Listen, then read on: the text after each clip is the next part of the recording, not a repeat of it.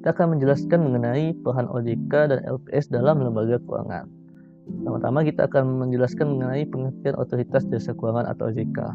Menurut Undang-Undang tahun 2011 tentang Otoritas Jasa Keuangan atau OJK, Otoritas Jasa Keuangan adalah lembaga yang independen dalam melaksanakan tugas dan wewenang bebas dari campur tangan pihak lain, kecuali untuk hal-hal yang secara tegas diatur dalam undang-undang.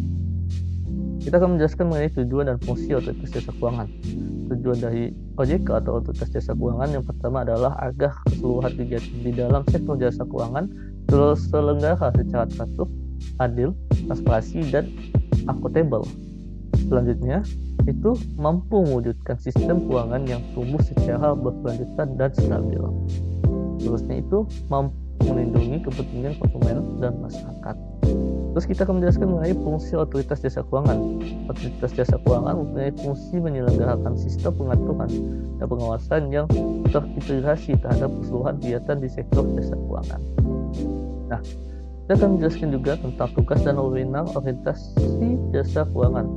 Pertama, tugas orientasi jasa keuangan yaitu mempunyai tugas melakukan pengaturan dan pengawasan terhadap kegiatan jasa keuangan di sektor perbankan, pasar modal, pengasuransian, dana pensiun, lembaga pembiayaan, dan lembaga jasa keuangan lainnya. Selanjutnya, wewenang orientasi jasa keuangan atau OJK. Yang pertama, wewenang pengaturan. Satu, itu menetapkan peraturan pelaksanaan undang-undang di sektor jasa keuangan. Yang kedua, menetapkan peraturan dan keputusan OJK yang mengatur tata kelola, operasional, dan standar lembaga jasa keuangan. Terusnya itu menetapkan peraturan mengenai tata cara penetapan perintah tertulis dan pengelolaan struktur pada lembaga jasa keuangan. Selanjutnya itu menetapkan peraturan mengenai tata cara pengenaan sanksi administrasi sesuai ketentuan perundang-undangan. Terus selanjutnya itu wewenang pengawasan. Menetapkan kebijakan operasional pengawasan terhadap kegiatan jasa keuangan. Yang selanjutnya itu melakukan pengawasan, pemeriksaan, dan penyidikan terhadap lembaga jasa keuangan, pelaku atau penunjang kegiatan jasa keuangan. Selanjutnya, mengawasi pelaksanaan tugas pengawasan yang dilakukan oleh Kepala Eksekutif OJK. Selanjutnya itu memberi perintah tertulis pada lembaga jasa keuangan atau pihak tertentu. Selanjutnya, wewenang perizinan dan penetapan. Memberikan atau mencabut izin usaha lembaga jasa keuangan, izin orang perseorangan, surat tanda terdaftar, persetujuan kegiatan usaha, pengesahan, serta menetapkan pembubaran lembaga jasa keuangan. Selanjutnya itu menetapkan efektivitasnya penyataan pendaftaran di pasar modal dan sektor keuangan lainnya. Selanjutnya adalah wewenang penegakan dan sanksi.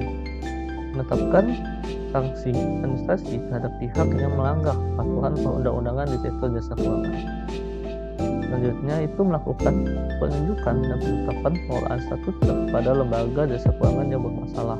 Selanjutnya adalah memberikan sanksi kepada berupa teguran, denda, berupa kegiatan usaha, hingga pencabutan izin usaha. Selanjutnya ada wewenang perlindungan konsumen. Pertama itu melakukan edukasi dan perlindungan konsumen serta masyarakat di sektor jasa keuangan. Selanjutnya adalah menyelesaikan pengaduan dan sengketa antara konsumen dengan pelaku usaha jasa keuangan. Selanjutnya itu wewenang khusus di sektor tertentu, yaitu yang pertama adalah mengatur dan mengawasi kegiatan jasa keuangan di sektor perbankan, pasar modal, asuransi, dana pensiun, lembaga pembiayaan, modal ventura, keuangan mikro, dan uang digital dan aset kripto.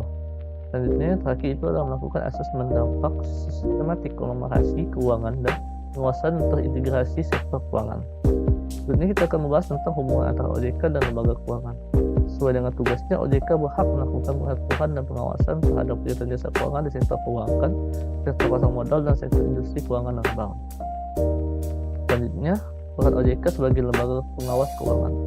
Otoritas Jasa Keuangan sebagai lembaga pengawas keuangan berfungsi untuk melakukan pengawasan terhadap lembaga keuangan di Indonesia.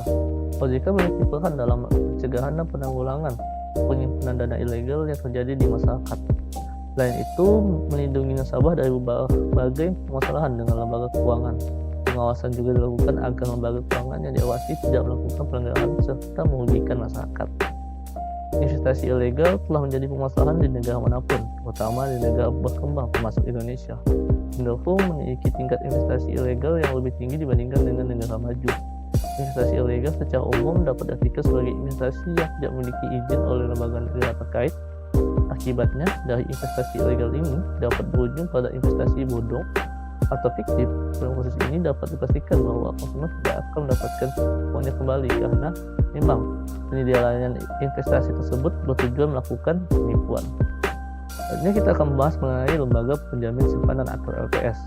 Sebelum itu kita akan mengetahui apa sih pengertian dari lembaga penjamin simpanan. Keberadaan LPS diatur dalam Undang-Undang Nomor 7 Tahun 2009. Lembaga penjamin simpanan atau LPS adalah suatu lembaga independen yang berfungsi menjamin simpanan nasabah perbankan di Indonesia. LPS menjamin simpanan nasabah bank yang bentuk giro, deposito, sertifikat deposito, tabungan dan atau bentuk lainnya yang dibersamakan dengan itu. Selanjutnya ada fungsi, tugas dan wewenang LPS atau lembaga penjamin simpanan. Pertama, fungsi LPS itu menjamin simpanan nasabah penyimpanan.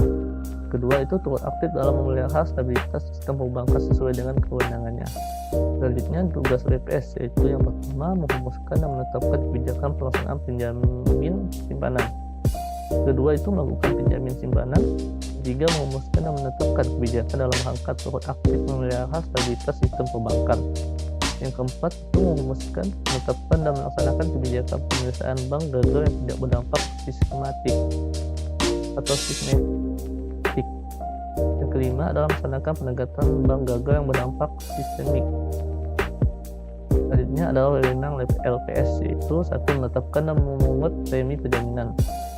Yang kedua, menetapkan dan memungut kontribusi pada saat bank pertama kali menjadi peserta. Tiga, melakukan pengelolaan kekayaan dan kewajiban LPS.